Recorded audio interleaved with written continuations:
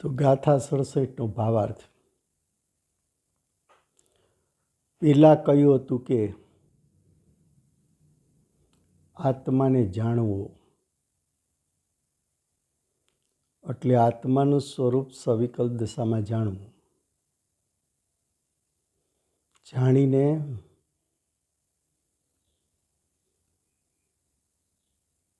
આત્માના સ્વભાવનું સ્વરૂપ જાણીને એનો મહિમા કરવો. એકવાર મહિમા કરતાં કરતાં એવો મહિમા આવે કે મનના સંગે વિકલ્પ છૂટી જાય અને જીવનો ઉપયોગ આત્મ સ્વભાવમય થઈ જાય.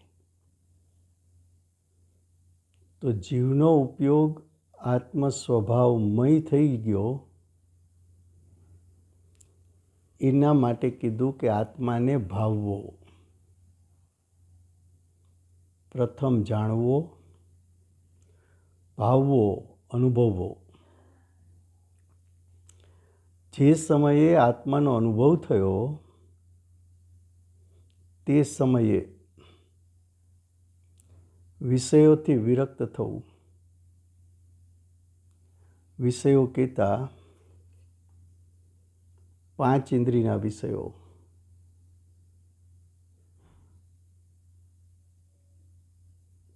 પાંચ ઇન્દ્રિયના વિષયો ત્યાંથી ઉપયોગ પાછો ફરીને જ્ઞાયક સ્વભાવ સન્મુખ થાય ત્યારે 5 ઇન્દ્રિયના વિષય પ્રત્યે ઉદાસીન થઈ ગયો કહેવાય, વિરક્ત થયો કહેવાય, વૈરાગવંત કહેવાય.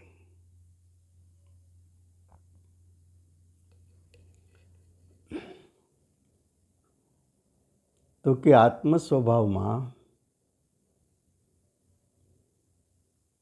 આત્મ સ્વભાવની ભાવના ભાવવી એ ઉત્તરોત્તર દુર્લભતાથી મળે છે. ઘણા ચિંતન મનન પછી એ મળે છે.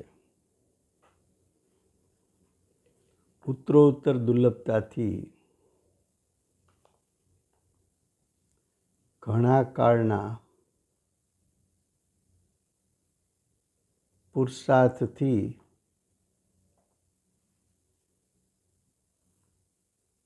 મળે છે. હવે કે છે વિષયોમાં લાગેલો પ્રથમ તો આત્માને જાણતો જ નથી.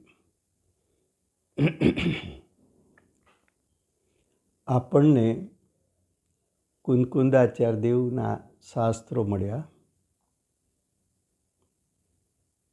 વર્તમાન ગુરુને ભાવિ તીર્થંકર એનો ઉપદેશ મળ્યો. વર્તમાન માતાજીને ભવિષ્યના ગણધર એનો ઉપદેશ મળ્યો. આપણને આત્માની કથા વાર્તા સાંભળવા મળી કે આત્મા શરીરથી ભિન્ન છે. પણ અન્ય મતમાં જાઓ તો કદાચ એમના ગુરુ કે શિષ્યોએ આત્મા શરીરથી ભિન્ન પદાર્થ છે અને આત્મ સ્વભાવનું ધ્યાન કરતા મોક્ષ માર્ગ અને મોક્ષની પ્રગટતા થાય છે એવી વાત કદાચ ક્યારેક સાંભળી પણ નહીં હોય. તો પેલા જ્ઞાની ગુરુ પાસે સાંભળ કે આત્માનું સ્વરૂપ કેવું છે. એ આત્માના સ્વરૂપને ન્યાયયુક્તિથી વિચાર કર.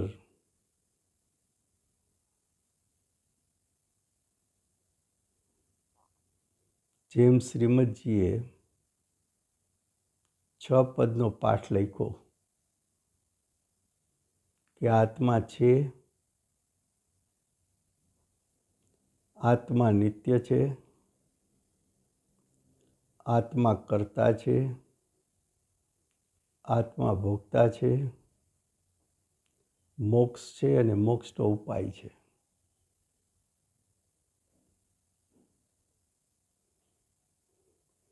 આવું સ્વરૂપ તે ક્યારેય અનાદિકાળમાં સાંભળ્યું નથી. સાંભળ્યું નથી એટલે સાંભળ્યું હોવા છતાં એનું લક્ષ કર્યું નથી. લક્ષ કર્યું નથી એટલે એવા આત્માના સ્વરૂપનું તે ભાવભાષણ કર્યું નથી.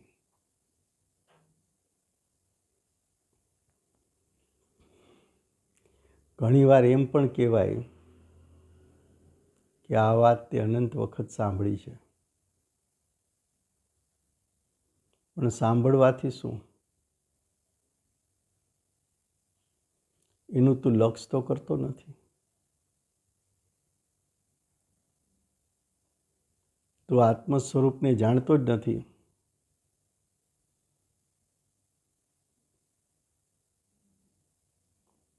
હવે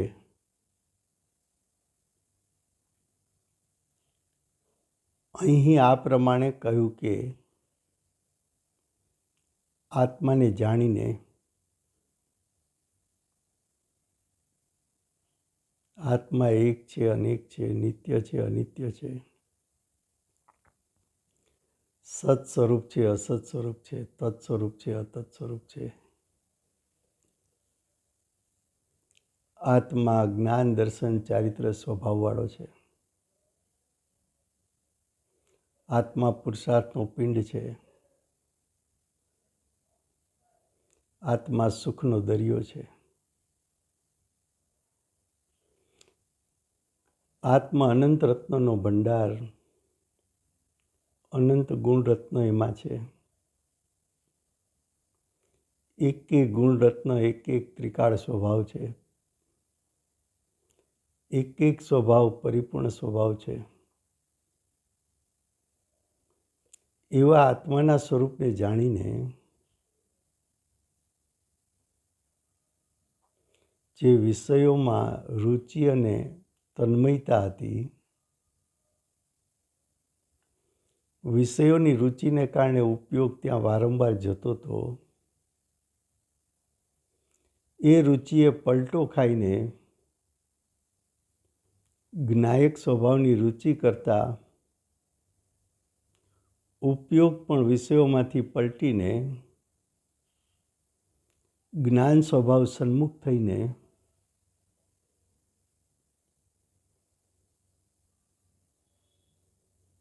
મહિમાનું જોર એવું આવતા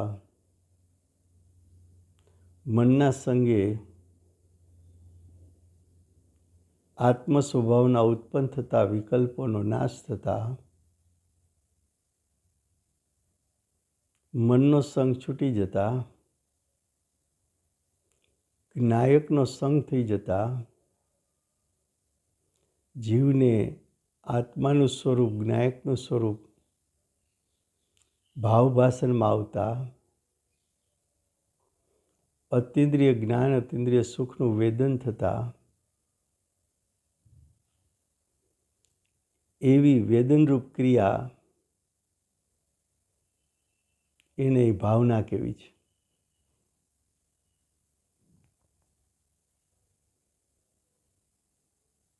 તો વિષયોની ભાવના નાશ પામી આત્મ સ્વભાવની ભાવના થઈ ગઈ. માટે વિષયોથી વિરક્ત થઈ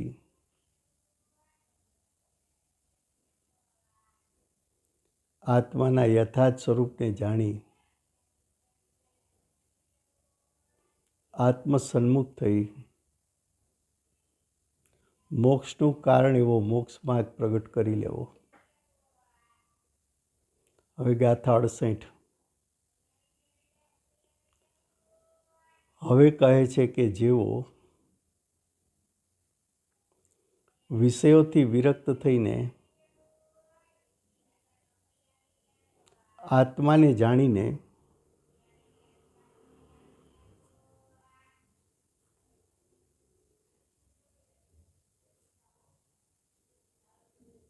આત્માને તેના સ્વભાવથી જાણીને ભાવે છે,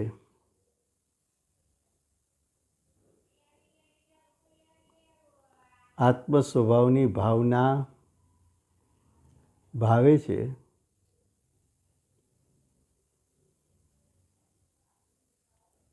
તે જ્ઞાની સંસારને છોડે છે. શું કીધું? મોક્ષનું કારણ કોણ બનશે? તો કે જેને સંસારની ભાવના છૂટી ગઈ.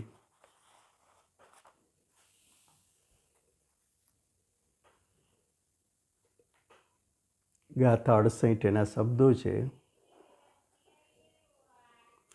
પછી જે મુનિ વિષયોથી ફરીવાર પણ વિષયમાં વિરક્ત આત્મ જાણી ભાવન યુક્ત જે નિશંક તે તપ ગુણ સહિત છોડે ચતુર્ગતિ ભ્રમણને.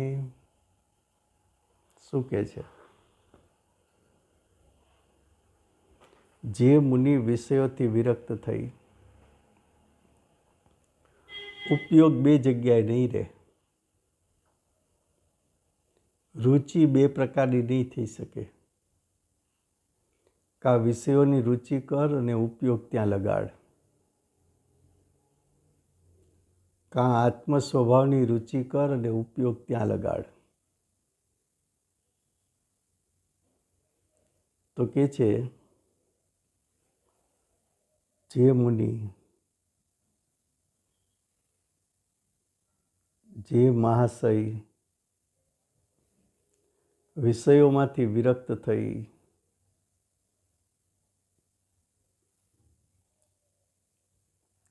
પાંચ ઇન્દ્રિયના વિષયો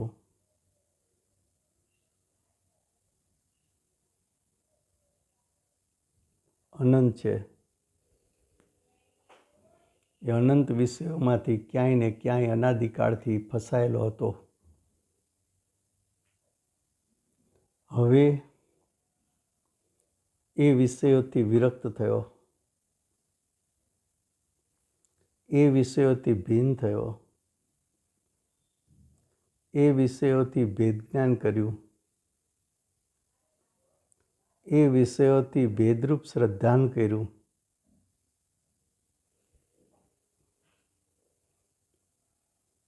આત્માને જાણી લીધો, આત્માને સમ્યક પ્રકારે ભાવે છે, એટલે આત્મ સ્વભાવમાં લીન થાય છે, એકાગ્ર થાય છે, તન્મય થાય છે. દ્રષ્ટિ અને ઉપયોગ આત્મ સ્વભાવમાં લીન થાય છે. શુદ્ધ નહીંના વિષયભૂત આત્મા, એમાં તલીનતા, એનું ધ્યાન, એનું આરાધન, એનું ભાવભાષણ, એવી વારંવાર લીનતા દ્વારા આત્મ અનુભવ કરે,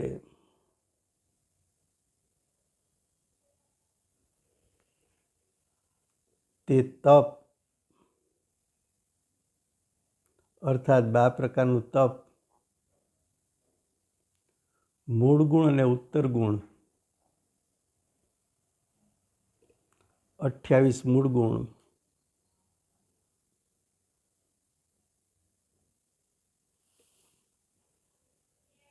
ઉત્તર ગુણ,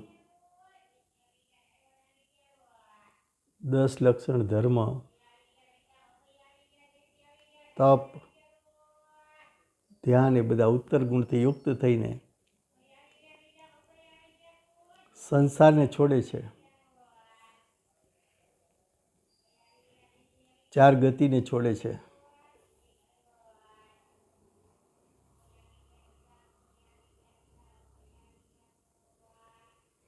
અને મોક્ષને પામે છે, સિદ્ધ પદ પામે છે.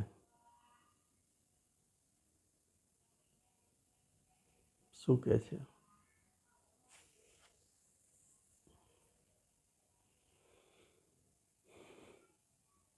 જે જીવ આત્મ સ્વભાવની રુચિ કરી પોતાના ઉપયોગને આત્મસન્મુખ કરી આત્મ સ્વભાવમાં સ્થિરતા કરી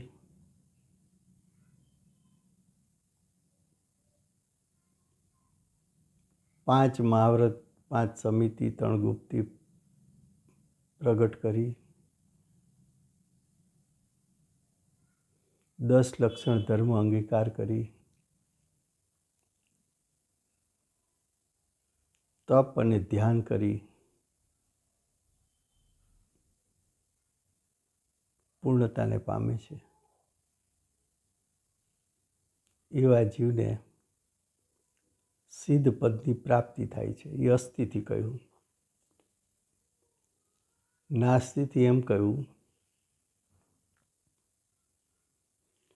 અનાદિકાળનો અજ્ઞાની 5 ઇન્દ્રિયના વિષયોમાં રુચિપૂર્વક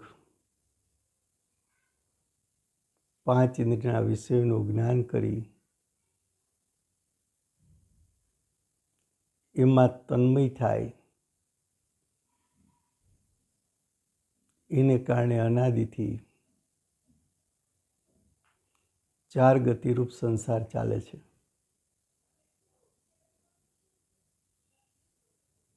વિષયોની રુચિ, વિષયોનું જ્ઞાન, વિષયોમાં એકાગ્રતા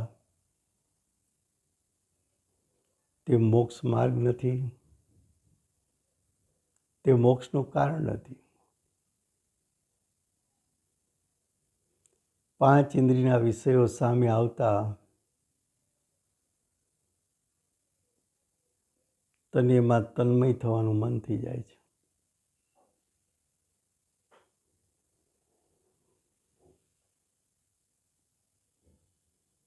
એ વિષયોથી વિરક્ત થા.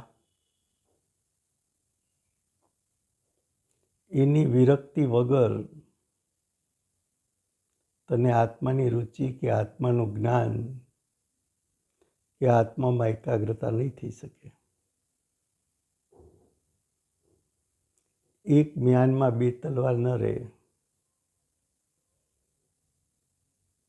એક મ્યાનમાં વિષયોની રુચિ અને આત્માની રુચિ બંને ન રહે.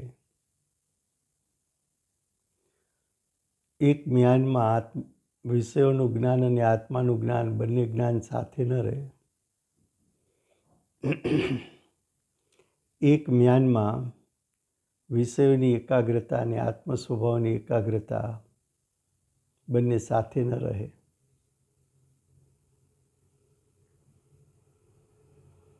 તો ભાવાર્થમાં કહ્યું, વિષયોથી વિરક્ત થઈ 5 ઇન્દ્રિયના વિષયો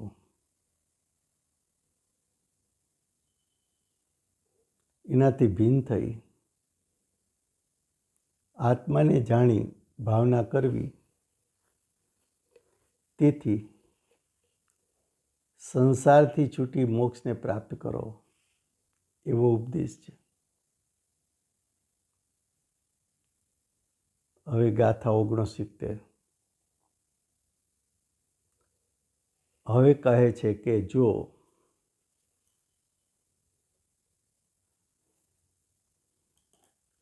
પરદ્રવ્યમાં લેશ માત્ર પણ રાગ હોય તો તે પુરુષ અજ્ઞાની છે.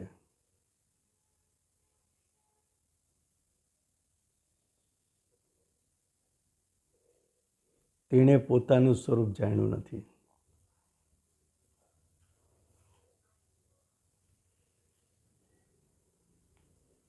શું કહ્યું? પરદ્રવ્ય મને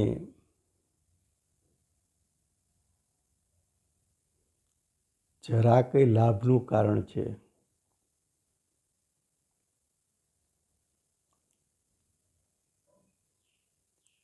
જરા પણ લાભનું કારણ છે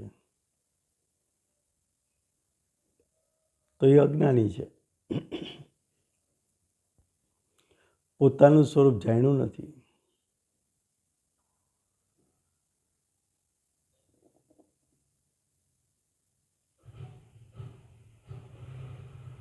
શું કહ્યું? હવે કહે છે કે જો પરદ્રવ્યમાં લેશ માત્ર પણ રાગ હોય તો તે પુરુષ અજ્ઞાની છે.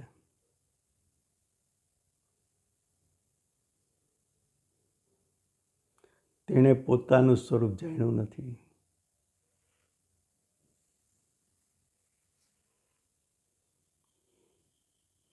વિશ્વનો એક પરમાણુ હિતકારી છે.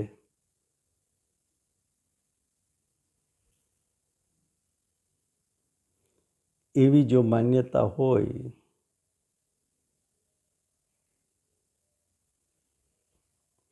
વિશ્વનો એક પરમાણુ મને લાભનું કારણ છે, એટલો પણ રાગ હોય તો તે અજ્ઞાની છે. તેણે એટલે અજ્ઞાનીએ પોતાનું સ્વરૂપ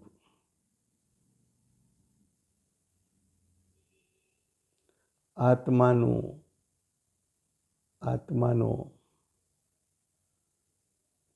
સ્વસ્વભાવ જાણ્યો નથી. ગાથા 69. પરદ્રવ્યમાં અણુ માત્ર પણ રતિ હોય જેને મોહથી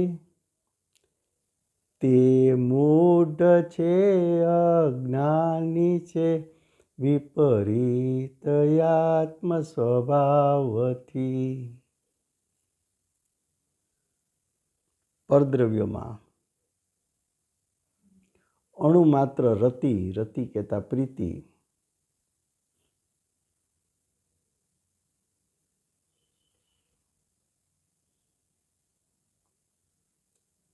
પરમાણુ માત્રમાં પરદ્રવ્યમાં એટલે અણુ માત્ર એટલે પરમાણુ.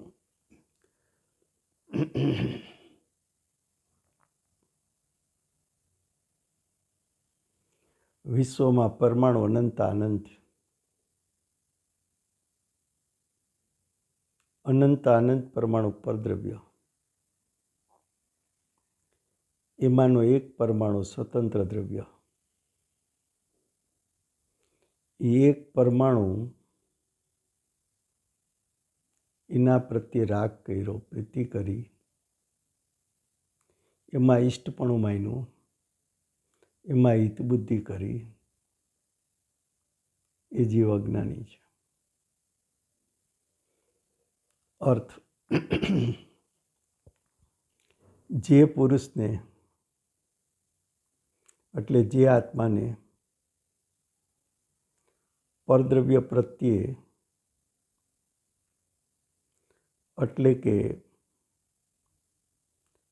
પરમાણુ પ્રમાણ લેશ માત્ર અણુ માત્ર મોહથી રતિ એટલે રાગ, રતિ એટલે પ્રીતિ હોય તો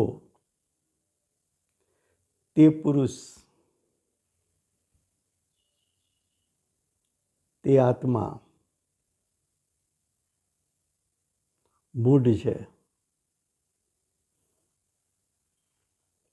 અજ્ઞાની, મિથ્યા દ્રષ્ટિ છે.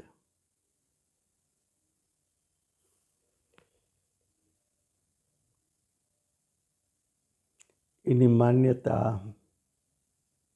આત્મ સ્વભાવથી વિપરીત છે.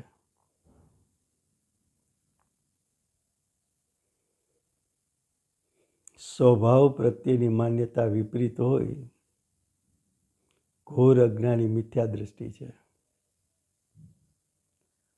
મરીને 4 ગતિના પરિભ્રમણમાં અનંત ભવ કરવાનો છે.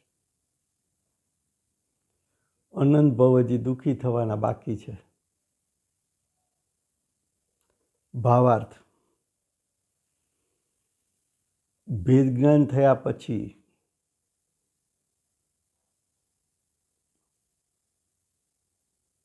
જીવ અજીવને ભીન જાણે ત્યારે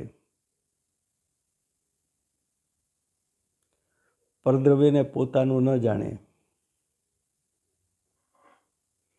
ત્યારે તેનાથી એટલે પરદ્રવ્યથી રાગ પણ થતો નથી. શું કહ્યું? ભેદ જ્ઞાન કયો, ભેદ વિજ્ઞાન કયો, જે જ્ઞાને ઉત્પન્ન થતાની સાથે આત્માનો સ્વભાવ અને પરમાણુનો સ્વભાવ બંનેના સ્વરૂપ અસ્તિત્વને ભીન જાણ્યું છે. એ બંનેના સ્વરૂપ અસ્તિત્વને ભીન જાણીને પરનું લક્ષ છોડ્યું, પરની રુચિ છોડી, સ્વની રુચિ કરી સ્વરૂપને જાણ્યું. તે જ સમયે જીવને પરમાંથી પ્રીતિભાવ છૂટી ગયો. એટલે કે પર પદાર્થ પ્રત્યે રાગ છૂટી ગયો, હિત બુદ્ધિ છૂટી ગઈ.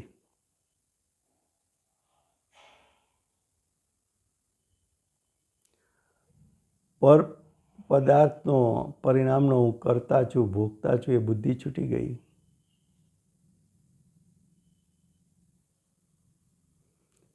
આવું જેને ભેદ વિજ્ઞાન વર્તે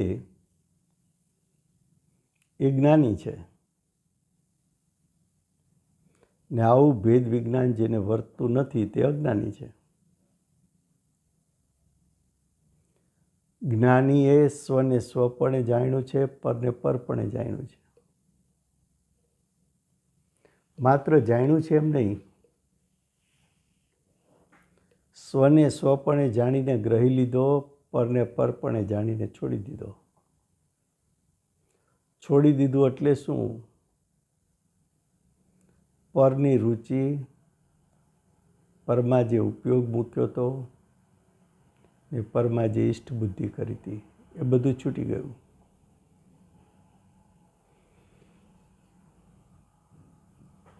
સ્વસ્વભાવની રુચિ થઈ, સ્વસ્વભાવમાં ઉપયોગ એકાગ્ર થયો,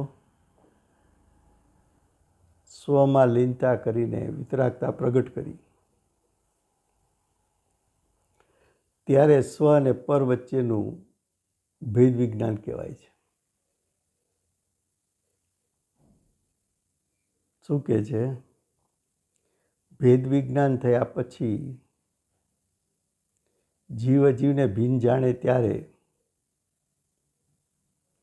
પરદ્રવ્યને પોતાનું ન જાણે ત્યારે પરદ્રવ્યથી કર્તૃત્વ બુદ્ધિ, એમાં રહેલો સ્વામિત્વ ભાવ, એમાં ઉત્પન્ન થતો રાગ થતો નથી એટલે છૂટી ગયો.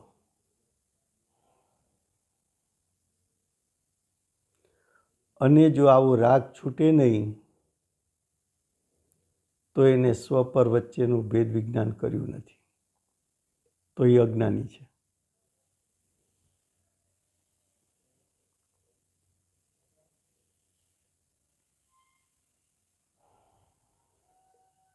જ્ઞાની થયા પછી ચારિત્ર મોહનો ઉદય રહે ત્યાં સુધી કંઈક રાગ રહે છે. તેને કર્મજન્ય અપરાધ માને છે. તે રાગથી રાગ નથી, એટલે કે રાગનો રાગ નથી. રાગનો રાગ નથી એટલે રાગ કરવા જેવો લાગતો નથી. તેથી જ્ઞાની રાગથી વિરક્ત જ છે. માટે જ્ઞાની પરદ્રવ્યોમાં રાગી કહેવાતો નથી. આ પ્રમાણે જાણવું. સમય થયો છે.